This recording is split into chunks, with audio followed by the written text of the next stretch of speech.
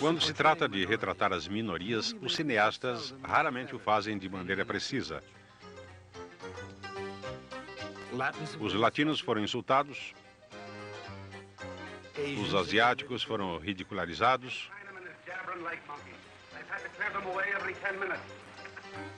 e os negros foram horrivelmente humilhados. Mais recentemente, houve muitos esforços para reparar esse dano.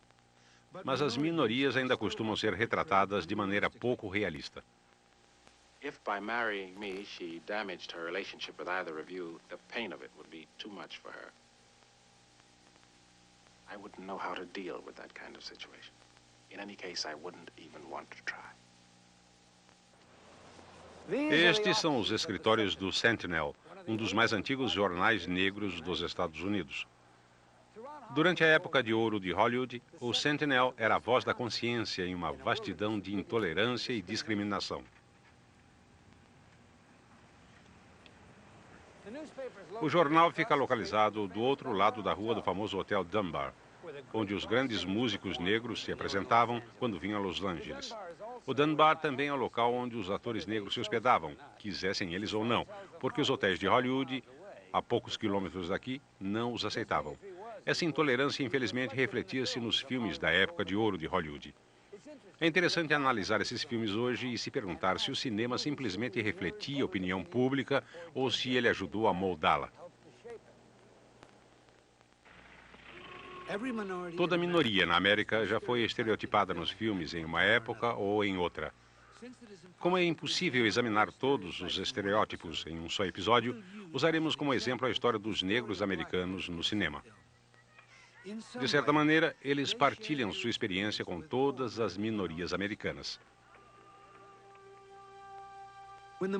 Quando o cinema nasceu, a escravidão ainda era uma memória viva para a maioria dos americanos. Os negros representavam a maior e mais visível minoria em uma nação de brancos. Então, com o nascimento do cinema, nasceram também os estereótipos raciais nos filmes. Os negros eram ridicularizados como preguiçosos, simplórios e infantis.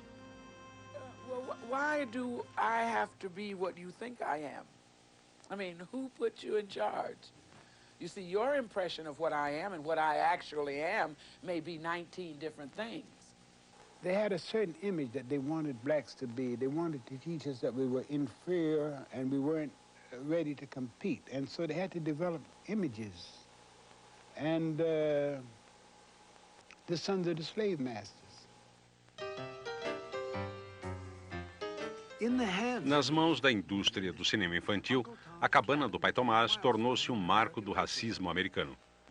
Escrito em 1852, com a honrada intenção de abolir a escravatura, o livro de Harriet Beecher Stowe e os filmes subsequentes, na verdade, ajudaram a reforçar a imagem de que os negros eram totalmente subservientes.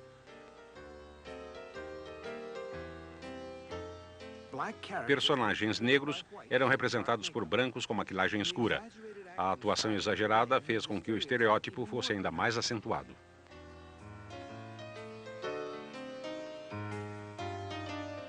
The first concepts of blacks were white men in black faces doing the vilest material about black people.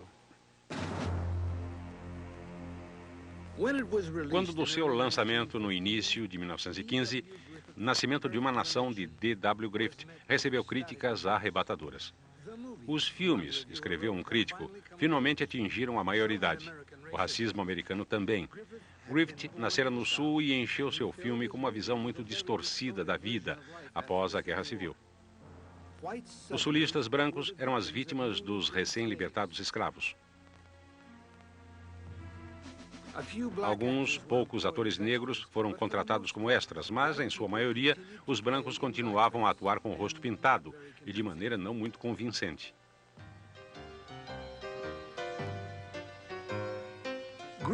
A história de Griffith estava recheada dos chamados males da igualdade racial. Os negros eram retratados como rudes e propensos à violência.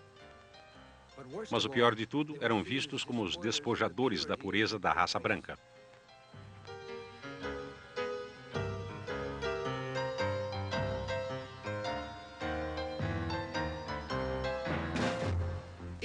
Na mente de Griffith, a solução para o problema dos racistas eram a violência e a intimidação, personificadas pela Ku Klux Klan.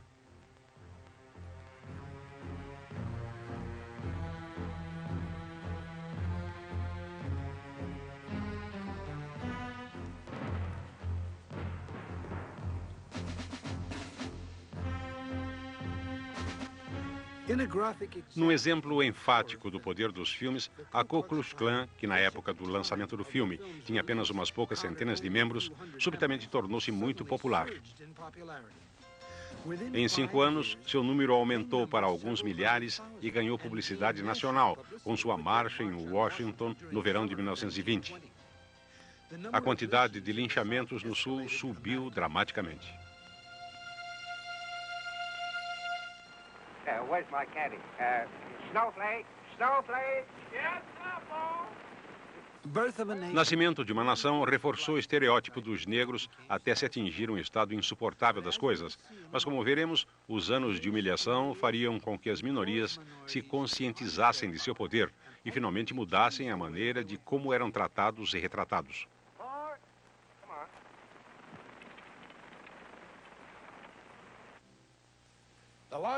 As imagens maiores do que a vida na tela prateada sempre serviram como modelo para os jovens fãs do cinema. Quando criança, eu ia ao cinema e sonhava em me tornar os personagens que via. Talvez fosse Clark Gable como um boxeador, ou Cary Grant como um playboy rico, ou repórter de jornal. Mas quando nos referimos à minoria, é mais provável que você encontre a sua raça representada por serviçais, uns poucos cantores e dançarinos e muitos como cômicos. É difícil avaliar o efeito da imagem das minorias criada por Hollywood. Dos anos 20 em diante, as pessoas de cor, quase sempre, eram vistas com condescendência e ridículo no cinema. O humor racial era especialmente dominante nos desenhos, dos quais as plateias de todas as idades poderiam rir e aprender. The whole concept of blacks was subhuman in those days, and they had to teach the world that we were subhuman, that we went to the same schools that everybody else went to, but we had to do black comedy. Hell, Amos and Andy could talk better black than I could, and you know, and they had to teach us how to talk black. Who owns this cat? Are we a partner, Mr. Yasser, Mr. Yasser. He is the president. I is not. You is now. I don't care anything about that. Get this thing out of here. I'll run your post in. Yasser, Mr. Yasser. Em meados dos anos 30, as minorias urbanas estavam limitadas aos guetos, com pouca chance de progredir economicamente. Os índices de criminalidade eram altos, assim como os da mortalidade infantil, alcoolismo e suicídio. This is Venus. She will serve you well. Nas telas, a imagem mais predominante dos negros era de posição servil. Empregados, mordomos, motoristas, carregadores. Hollywood parecia reforçar a falta de opção das minorias, continuamente retratando-as como serviçais. Os atores e atrizes negros aceitavam esses papéis porque eram só o que lhes era oferecido. Mas alguns elevaram-se acima dos papéis para o estrelato.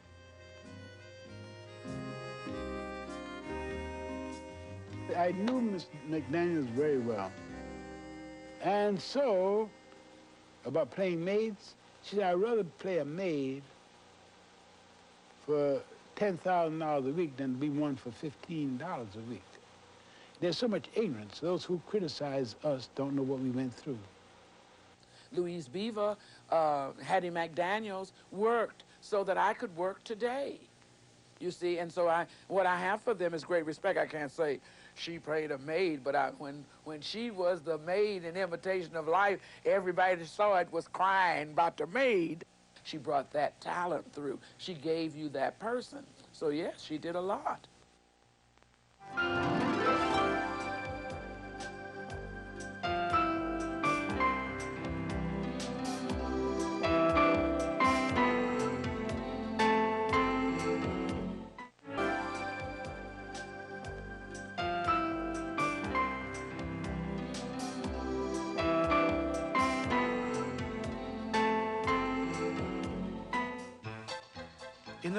No final dos anos 20 e nos anos 30, alguns poucos artistas negros tornaram-se populares entre as plateias brancas. Uma das primeiras foi Josephine Baker, que se tornou a Morena de Paris, com seu estilo de dança e personalidade resplandecente. Mas de longe, um dos mais talentosos e influentes negros no mundo dos espetáculos americano foi Paul Robeson. Numa época em que a maioria dos negros recebia uma ou duas falas nos filmes, Robeson estava usando sua presença magnética e incrível voz de barítono para recriar seu papel na Broadway em Imperador Jones.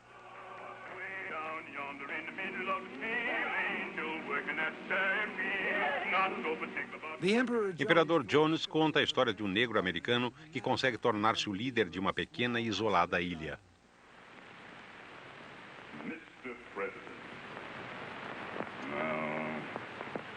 King Brutus. No, somehow that don't make enough noise. Smithers, cigarette. Mas enquanto Robeson teve uma oportunidade que poucos negros tiveram, ainda exigiam que ele desempenhasse papéis de negros, segundo a visão dos brancos. Homem educado e articulado, Robeson raramente teve a chance de fazer qualquer papel que não fosse um estereótipo. Foi uma tragédia que o assombrou por toda a sua carreira.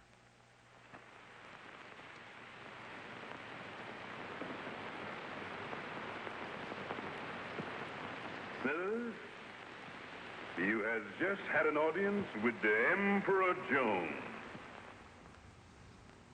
Here's a man, a tremendous athlete, way before his time. A college graduate, a lawyer. And then in order for him to get into show business, he had to put on overalls like me and step and fetch it and start scratching. He said, niggas all work on the Mississippi. And that angered the man. Robeson tornou-se cada vez mais radical em sua saga pela igualdade de raças. Suas turnês em concertos eram populares no mundo todo e ele se tornou um dos poucos modelos positivos para a comunidade negra.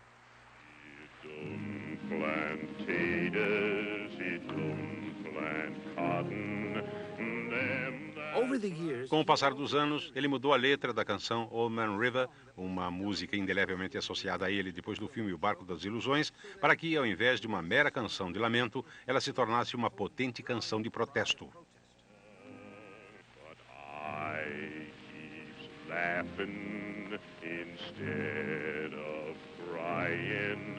I must keep fighting until I'm dying, and old man River, he'll just keep rolling on.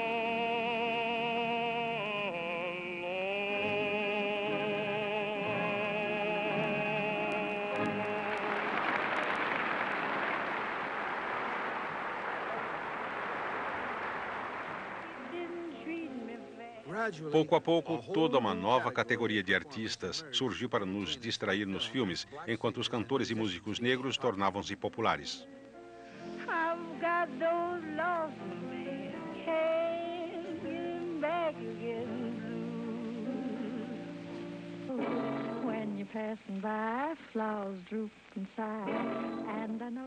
Muitos desses artistas tiveram carreiras longas e bem-sucedidas, apesar de inicialmente terem sido usados para um breve interlúdio musical.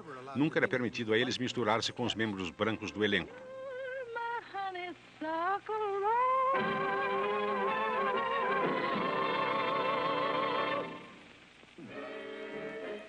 Soft wind blowing through the pinewood trees.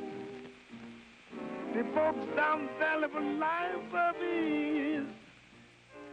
Gradualmente, as minorias começaram a exteriorizar seu protesto sobre a maneira pela qual Hollywood as estava retratando, e enquanto o movimento de direitos civis crescia, houve críticas a alguns artistas que tinham alcançado sucesso dentro do sistema racialmente preconceituoso.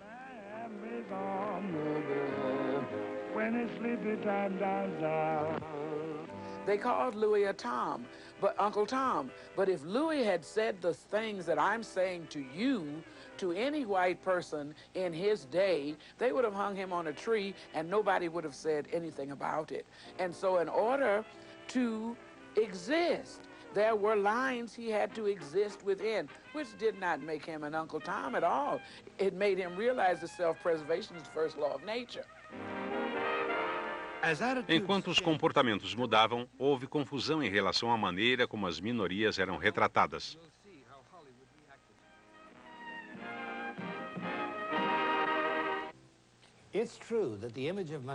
É verdade que a imagem das minorias nos filmes tem estado à sombra do preconceito e da intolerância, mas houve algumas brechas. De vez em quando, um cineasta ousou fazer com que enfrentássemos o nosso próprio preconceito.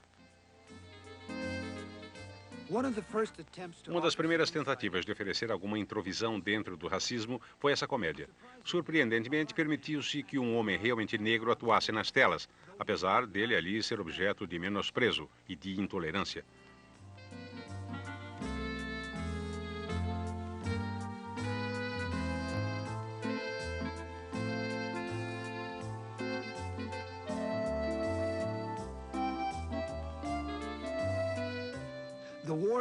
A guerra entre os racistas ia transformar essa pequena cidade num pastelão da anarquia.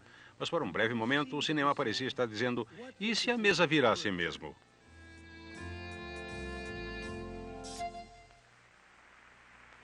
Em 1915, o showman negro William Foster declarou que o cinema é realmente a única chance que os negros têm de ganhar dinheiro e acertar a imagem de sua raça perante o mundo.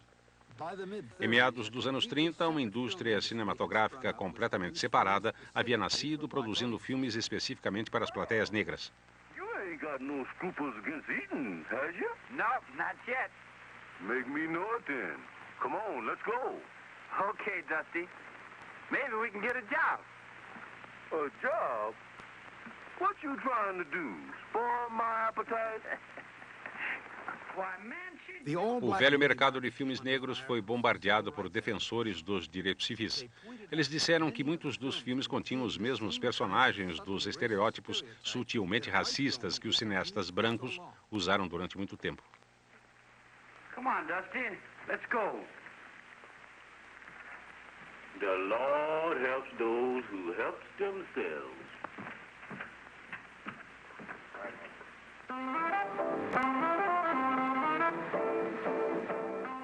Enquanto o velho mercado amadurecia, ele começou a superar os anos de preconceito e a desenvolver uma imagem muito mais positiva dos negros. Filmes como Lookout Sister, apesar de produzidos com baixo orçamento, eram importantes porque retratavam os negros mais bem-sucedidos e orgulhosos de suas realizações. Dick, I want you to wire all the stars of the radio stations screen and invite them to the opening of my H&H Ranch in Lookout, Arizona. Mas os velhos hábitos custam a morrer. Longe da regra estabelecida, os negros de pele mais clara eram considerados mais apresentáveis, especialmente entre as mulheres.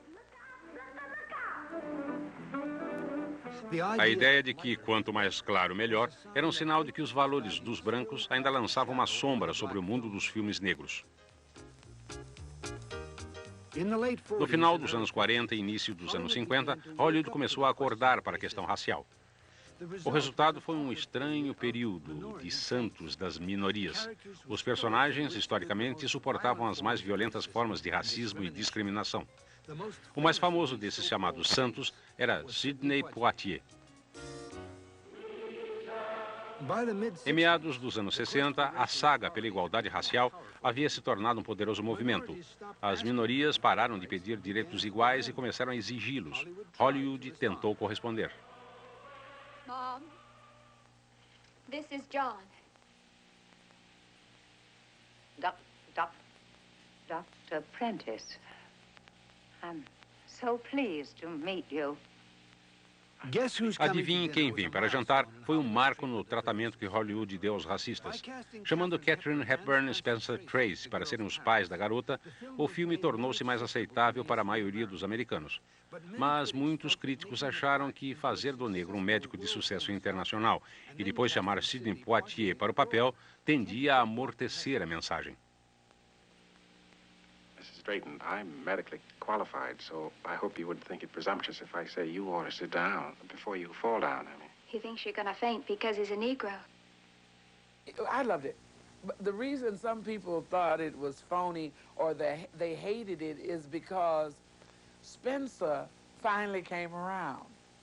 You see, if Spencer had hung Sidney, a lot of more folk would have went for it than did go for it, you see. But we're back to stereotype.